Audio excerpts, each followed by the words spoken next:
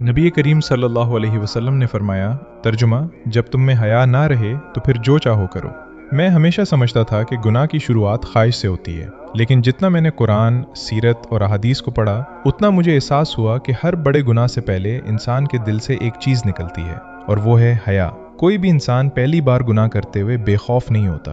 पहली नज़र, पहला झूठ, पहली हराम दोस्ती, पहली बेपर्दगी, पहली नाफरमानी, दिल ज़रूर धड़कता है। अंदर से एक आवाज़ आती है कि ये सही नहीं है। यही आवाज़ दरअसल ईमान की ज़िंदगी और हया की निशानी होती है। फिर अगर इंसान इस आवाज़ को बार बार दबाता रहे तो एक वक्त ऐसा आता है कि वो खामोश हो जाती है। जिस गुनाह पर कभी शर्मिंदगी होती थी वही मामूल बन जाता है, और जिस चीज़ को कभी छुपाया जाता था एक दिन उसी पर फ़ख्र किया जाने लगता है। इसीलिए नबी करीम सल्लल्लाहु अलैहि वसल्लम ने ये मुख्तसर मगर इंतहाई गहरी बात फरमाई, इदा लम तस्तही फसना माशित, जब तुम में हया ना रहे तो फिर जो चाहो करो। उलमाए किराम ने लिखा है कि ये इजाज़त नहीं बल्कि एक सख्त तंबीह है, यानी जब दिल से हया निकल जाए तो फिर इंसान को कोई गुनाह नहीं रोक सकता, क्योंकि हया ही वो मुहाफिज है जो इंसान को तन्हाई में भी अल्लाह की नाफरमानी से रोकती है। इसीलिए नबी करीम सल्लल्लाहु अलैहि वसल्लम ने हया को ईमान का हिस्सा करार दिया, और सहाबा किराम रज़ियल्लाहु अन्हुम ने उसे अपनी ज़िंदगी का ज़ेवर बनाया। यहाँ तक कि एक ही हया के बारे में नबी करीम सल्लल्लाहु अलैहि वसल्लम ने फरमाया